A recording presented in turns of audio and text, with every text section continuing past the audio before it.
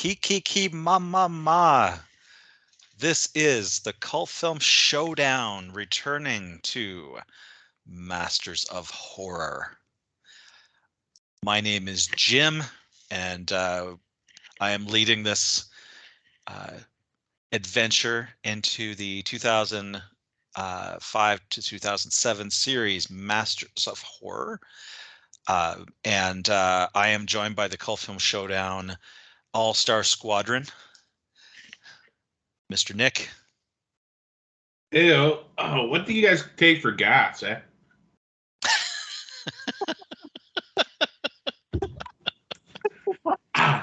Little off-brand humor, yes. Old guys talking about movies, humor, yes. And Jack Hall. I guess since we started the show, I should take my hands off my kiki ma ma ma. Why do you gotta make everything Distractions. I think at our age, if you can get any kiki from your mama, you should treasure it. Oh. Masters of Horror was TV anthology back in the days where that was a rare thing, and it featured some of the best writers and directors, and occasionally actors. You know what you call them, actors from horror. They're all liars. So this time, actors are liars. That's true.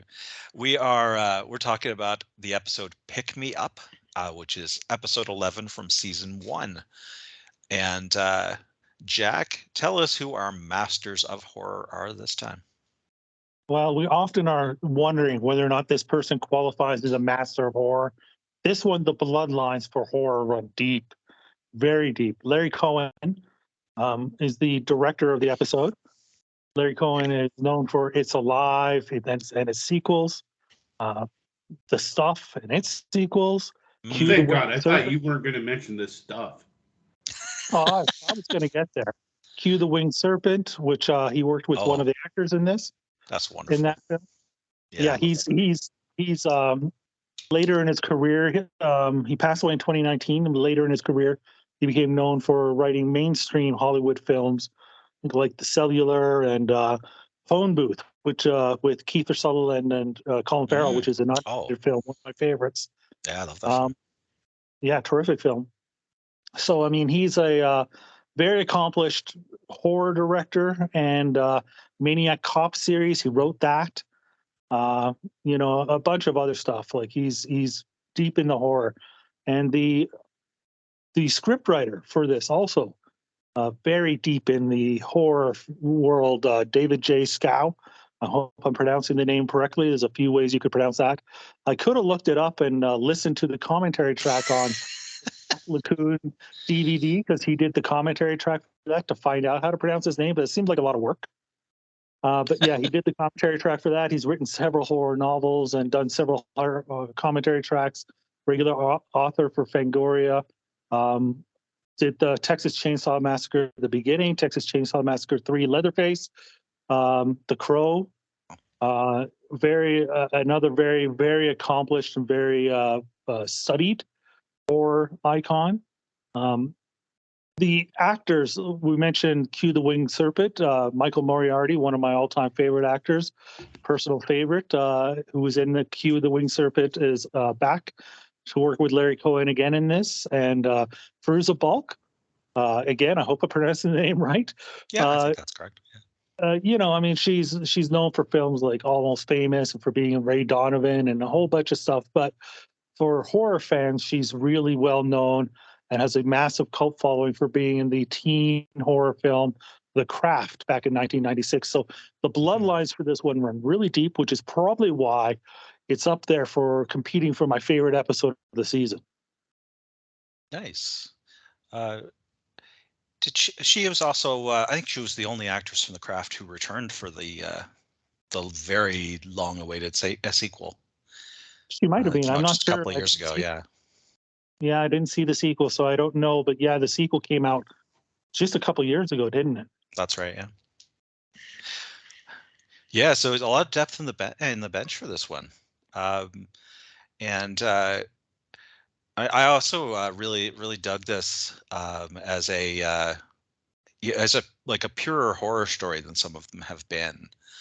Uh, so Nick, tell us what happens in this one. All right, yeah. What we have here is a group of bus travelers that get stranded at the side of the road, and be it pure coincidence, two competing serial killer tropes start picking them off, and they start to have like a little friendly competition. One is the truck driver Tobe who picks people up and kills them. The other is the hitchhiker trope that kills the people who pick him up. So they just sort of go back and forth and start killing off all these people that are stranded or trying to get someplace without a ride. And yeah, and Michael Moray chews up the scenery like I've never seen before. This was definitely a strange time in his career. Did he have a stroke by this point, or was he just drinking? By his own, this you're not far off on one of your guesses.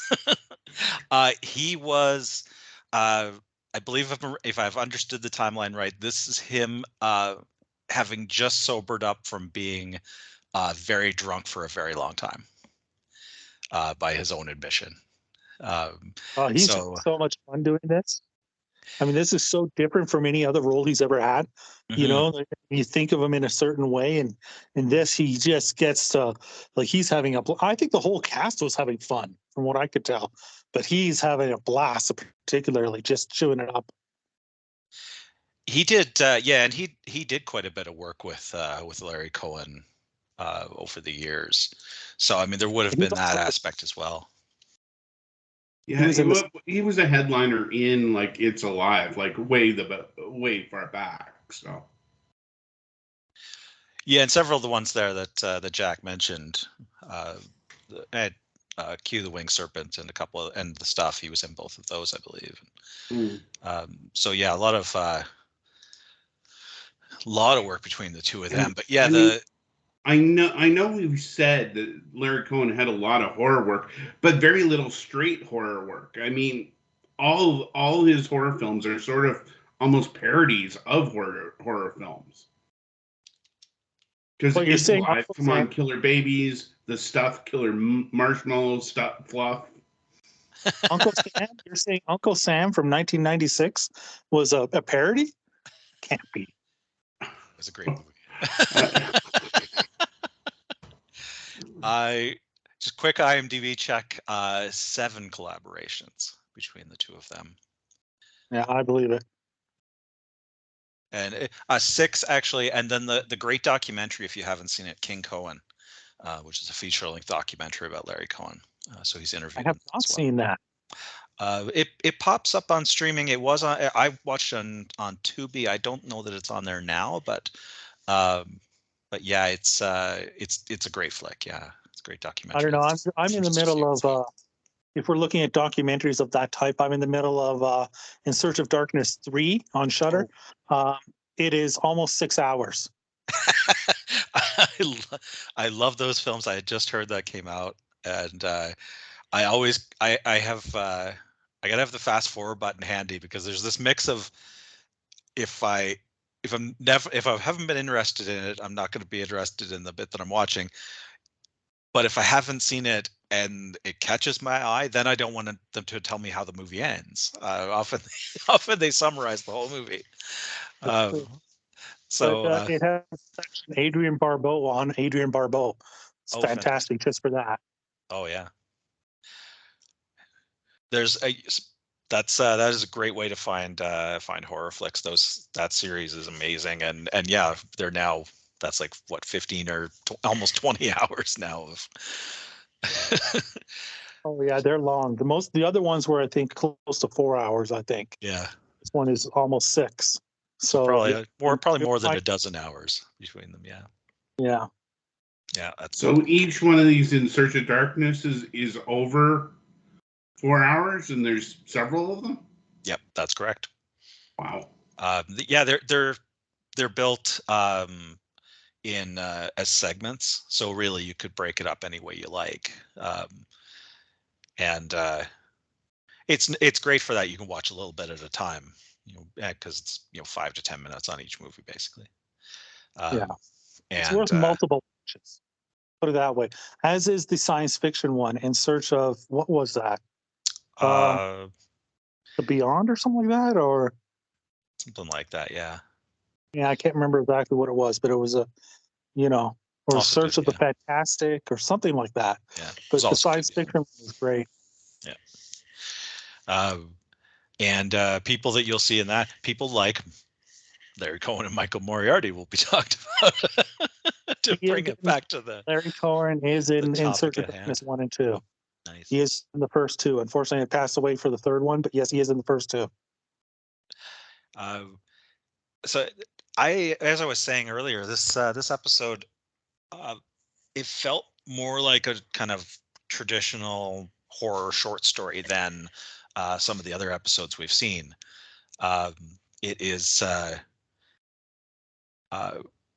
It's got a bit of a linear thing, but I really love that the way they set off these two, these killers, the driver and the drifter, and this, as Michael Moriarty says in what could be a monologue that students perform, that acting students perform, explains the difference between his philosophy of killing and and his young opponents. I didn't catch while I was watching it, but looking at I noticed in the credits these characters are actually called Wheeler and Walker, which is I love it. I love it. And yeah, Fruzabalk, who's just stuck in the middle of this thing, minding her own business. She's having fun too, I think. Like the whole thing, like it was exciting and very exciting, funny at times, extremely funny. The end scene I thought was hilarious. I don't want to give away anything. I want people to watch this one.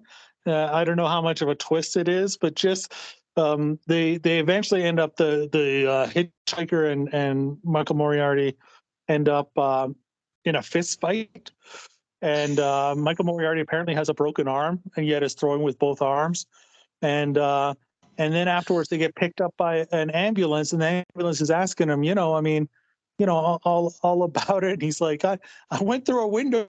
I'm innocent of anything. And and all this stuff. And he's just chewing it up. And I was laughing so freaking hard. Oh, so great. There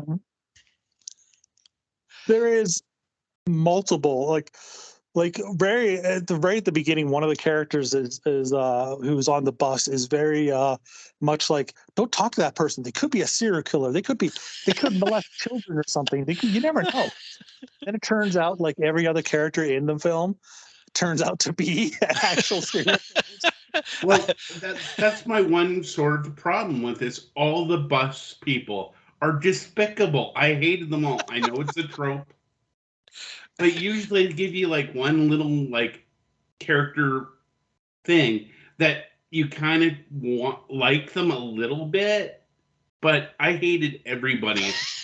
Birdie, I especially hated Birdie. Oh, Birdie was friendly, maybe overly so. To an annoying point, I couldn't wait. And then they kill her off screen. That sucks. She also had that Birdie was played by Lorraine Landon, who also had a lot of genre and horror in her back catalog, including a bit part in The Stuff, America 3000, which we've watched for the regular episodes of Cult Film Showdown. Yeah. Yeah, it was quite a while ago. That was the one where there was the tribe of it was like Mad Max with all women, and then was the dude that found the underground bunker and said he was president. Take your word for it. Is that the one? It was the one where he could just tape stuff to his shotgun to upgrade it. Was it that one? Now that's starting to sound familiar. Taping stuff to a shotgun to upgrade it sounds familiar. Oh, tremendous! It's I love cult films. the Ferals and the Slaves, but also Maniac Cop 1 and 2. So There you go. yeah, some really neat credits in her background. She is she's not around for a long time in this, but she enough to annoy the fuck out of me. she makes friends quickly though, and we definitely see that that Jim Wheeler is not. He's pretty focused on task at hand. He doesn't. He doesn't fraternize with the prey. Well, neither one of these guys is what you would call a subtle killer. It's like if there was any police, and good thing for them, there isn't. there's very little of anything around this place. Yeah. You know, I mean, they'd certainly find them. I was disappointed we didn't see the horrible thing, that we didn't actually see that. The tease baby with two heads, or demon baby with two heads, that is a roadside attraction. They leave yeah, they kind of leave that open whether he's whether Wheeler has actually seen the horrible thing. We pass Fruzabalk passes a big billboard by the side of the road that I would love to get a poster of this image. It's a very 50s horror movie image, and it says that the horrible thing, what is it? Cold beer and gifts. Or cold something beer and gifts is what it says on the billboard. The billboard's been seen better days. And I would get a button from there. Sorry, what? I would get you a button from there. Oh, nice. And yes, we do see that that Wheeler has a button, but when she asks him about it, he seems to make up what the horrible thing is to explain why he has the button. So I'm very interested to go see the horrible thing, and I mean, presumably it's. I'm now Googling it to see if it's a real thing. Making a road trip. Is it? Yeah. Or yeah. I wonder if it could be a reference to something from one of his other films, the way that "See You Next Wednesday" is in the Landis films. And it's funny that it's a very deserted highway. When the bus breaks down, they tell you that it's 20 miles back to one thing and 12 miles forward, or vice versa. So like they do tell you it is very close to the middle of nowhere, if not right there. And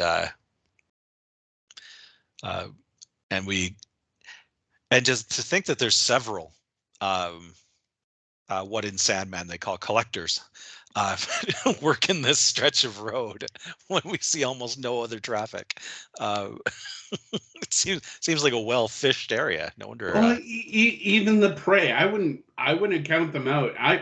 I was sort of betting on the rock and roll couple in the van to be doing some shit. They were also horrible people that I found annoying.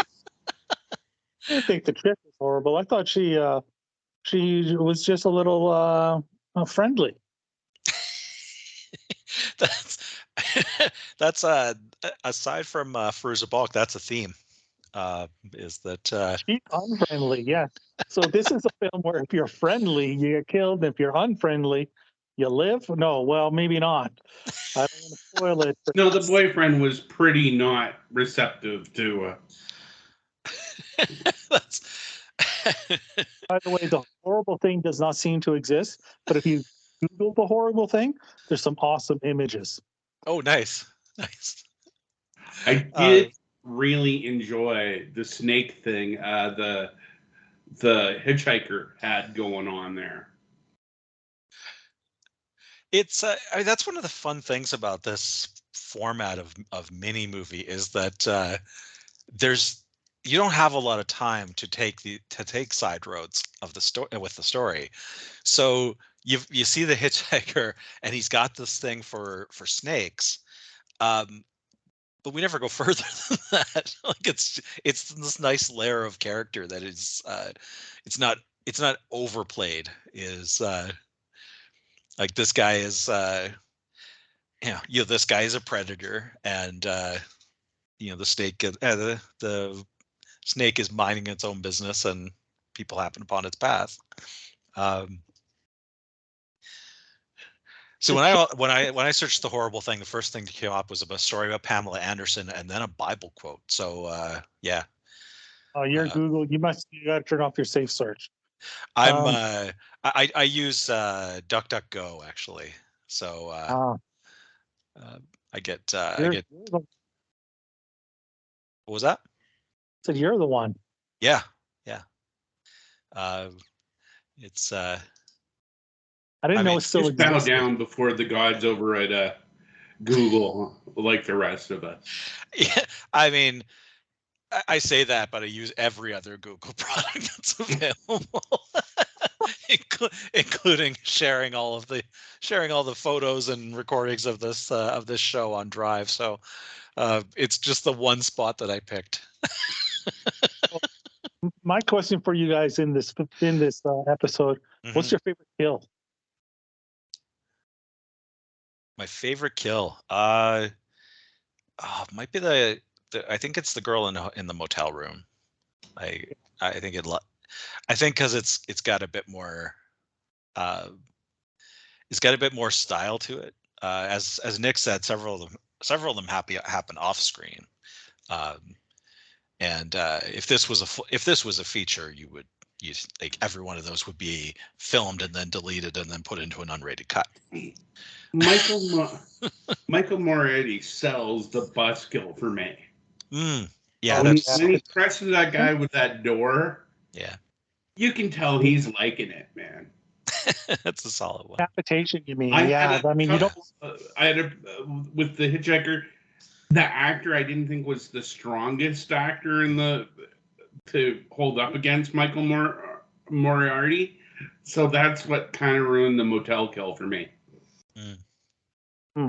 Well, okay. But he's Kill, good. He's just who can compare to Michael Moriarty's performance here? I mean, he's got weird speech patterns and some sort of like New York, I guess, accent. I don't know. It could have been. You could tell me it's Southern, but I don't know. Yeah, it's a bit out of it's about out of time, But about he's out of leaning place. into it. Moriarty just the kill knocks with the this out of the snake park. was fun. The kill with the snake was fun because it's Mm, ridiculous that that's clever. you're choking somebody with a snake, like a tiny little snake like that. Like that was fun. But yeah, I like the decapitation in the bus, even though you don't see the actual decapitation. Just the image afterwards of the headless body and all the blood splat up against the bus. I thought was just hilarious again. Like this film, like often, and then we talk about this when we're doing our regular cult film showdown and we're scoring the films based looking for the ultimate B Hmm. movie. We're scoring it on five. What are they? Five unobjectable or Uh, what is it? we score the films in 5 categories, none of which is objective quality. Objective quality. That's it. So we're talking about in those that the problem with the film is they didn't lean into it enough Yeah, to be cult enough. yeah. This film, this short story, it leans into it, and Mhm. that's what I think what I loved about it is it's like okay, it's over the top, it's ridiculous, it's you know everything about it, but it's we just lean into it. There's no logic behind it or anything. That doesn't matter. It's like sit back and enjoy. Mhm. Yeah, it's like The it's a girl in the campfire tree, story. did she, or the girl who got strapped to the tree, did we ever see her kill? I think that's as much as we see. Yeah, She's just Michael like, Moriarty discovers her, walks away, and then Yeah. you just assume the other guy kills her. Mhm. Yeah, we only see a couple of actual. There's not that many. I mean, most the ones we do see are more mid kill than they are like the coup de grace. Like the bus one is one of the only ones we see the actual finish. Because even the one I had mentioned, the girl in the motel room, she's also like that scene happens partway through the the project, rather than a finale. Uh, but yeah, I think like this feels like like a campfire story. Like it's just got this nice little flow to it, um, and And you could, I would like to see this as a weekly series. It would be awesome, or just a short. Yeah, I mean, it works in any format. Just it I is just totally so uniquely generic that you could do this for any amount of time. mhm. I You wanted could to see have them different team up. serial killers every week. Yeah, no, I wanted to see them team up, these two. That's the one thing we didn't see that I really was hoping for, was to see them team up. But just because it's like they're so opposites attract, you know. I thought they were playing the opposite angle a little too hard. You're just too critical. You're looking for logic in this world. There's none in that. uh, It's fun.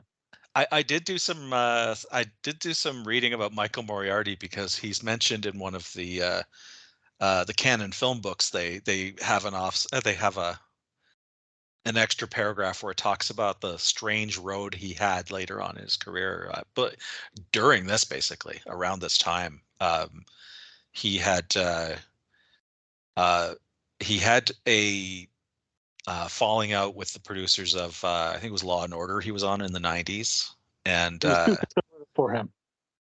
it was which. Politically, they were too conservative. He's more of a liberal, and his character was very conservative. And Nah, he's not now. well, No, it was the other way around. far from That it. show is not conservative. It's not liberal. Maybe it was the other way around though. But yeah, politically, he left for political reasons because they didn't follow his political beliefs. He uh, he is a controversial writer for a hardcore conservative magazine. At least was a few years back, and also active 9/11 truther, and says that said at least at that point he did consider running for president in back in the early 2000s, um, and So they and were too liberal for him. Law and Order, which is a very conservative show, was too liberal for him. I love yeah, it. I don't think of law. Yeah, I mean, you wouldn't think of Law and Order as the um, the leftist Hollywood establishment, but I guess if you're starting from the best section I read about him was that he had done some radio show and basically argued for a French Revolution style uprising against the Obamas and the Clintons. Um, that maybe they should start solving these things the old-fashioned way. So Oh, he's a character. He's a character. he's a character. No wonder he's not working much in Hollywood, though. You know, having these views will not get you a lot of jobs. Yeah, I think he's because as we've mentioned many times, the show was filmed in the Vancouver area, and I think he stayed out there for quite a while. Um, he may even still live in Canada for all I know. He did Was live. Well, there any? you guys just resurrected him. I thought he was gone. I So thought I Actually, mean, he's much more liberal than I thought. Yeah. he's yeah he took a long time off, but he does have a credit from 2021. His jobs are far between for quite a while there. So he's got a. Oh yes, and the other thing is I've been trying to track down this movie that he made himself in 2007. He's only had 3 credits after that. He wrote and directed a movie called Hitler Meets Christ. Okay, this I must see. I know. I really this one maybe you share that son of a bitch. we might be able to this Listener, one would probably score on the regular show. It is if you I mean, don't get me wrong, I don't need to know the plot. I'm already in. Plot.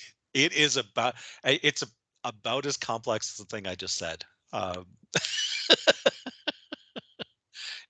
It only has it sounds like something that was made as a stage play and then filmed. But yeah, I've started digging around for it, but it's not on my usual haunts. So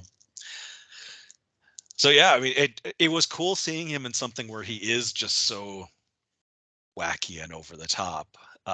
Having come across this bit of information not too long about how wacky and over the top he is as a person. Anything else we had to say about Pick Me Up? Well, what about Canada spotting? I was just going to ask. I got. Was there a tree that you were able to place? This time I got nothing because the well, one, it's predominantly shot on a highway, and I unless there was a sign in kilometers that they pass, I didn't catch anything this time. Yeah. We'll give an honorable mention to the fact that Michael Moriarty fled to Canada to escape the fall of America that was happening at the time. What's hilarious to me about that, and you know, is America isn't conservative enough to him, so he flees to British Columbia, Canada.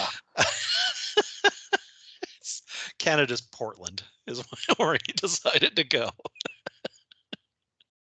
I know it's I to Canada because America's not conservative enough. Just like 10 times less conservative.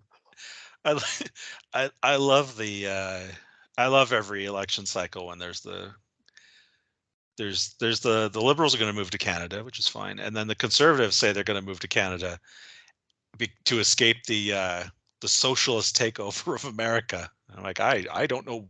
You probably should just wiki this. Like, I think I don't think you're going to have to go too deep. Like, no,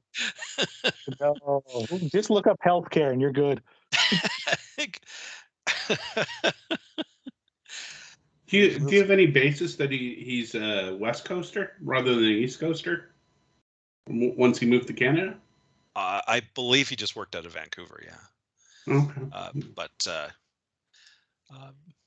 that's it. I mean, the information on him is much more scant since, as I said, he's only had 3 movie credits. No, I just assumed because during this time I remember the talk show fiasco he had in Canada. So. Oh, I don't know that one. Mike Bullard show. He had a drunken appearance on that was that's amazing, memorable. Oh, that's awesome. See, okay. Oh, the amount of extra viewing we got to do now. That sounds awesome. I'm wondering his beard is now. What do you think? I'm picturing a beard at least down to his knees. Assuming you grow hair somewhere, yeah. Yeah, what percentage of a Letterman is he sporting? Is that what you're? That's basically, yeah. What percentage of a Letterman? I'd say 350%. Awesome. No, I got nothing else to say about this except for people watch it. So much fun. Definitely one of the highlights of this series so far, and yeah, just a great campfire horror story. I really like this one. All right. Well, that wraps it up for this episode. of Masters of Horror. We are committed to watching the whole series Masters of Horror now that we're approaching the halfway point. And the Cult Film Showdown is sponsored by We Talk Podcasts. We Talk Podcasts has a Facebook and they have a Twitter. Cult Film Showdown is on Instagram as well.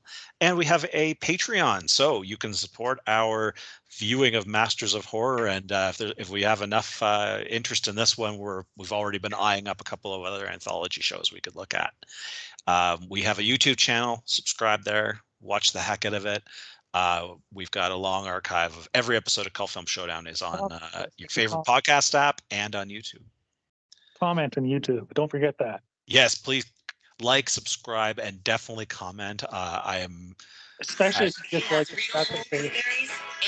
Sir. Nick has started watching the next episode. He's excited to get in. I was actually searching for a clip for you, but are you searching for the Mike Bullard drunk? Yeah, it's on YouTube, but don't click on it. You'll get a Kellogg's ad. Oh, I gotta watch this. I mean, while we're recording, the best that could happen is you get the actual clip from Mike Bullard, which is still not what we're going for. If you got your ad block on, you might just go right to someone else's interview about it's not about Masters of Horror. All right. Well, from Nick and Jack and Mike Bullard and Michael Moriarty, this has been the Cult Film Showdown special series on Masters of Horror. We will be back next time with episode 12, season 1, Hakel's Tale. Hakel's Tale? Hakel's Tale. If you dislike the show, especially comment. That's our favorite. Yes. I love the comments. I love the comments. I love Hentai's Tale. Herschel's Tale. Oh, so it's lies. Hakel. Hakel. Well, it does have a baby and lots of wanting to reproduce in it. Anyway. It's Hakel. It's the founder of K-Tel. All right. We will talk at you next time.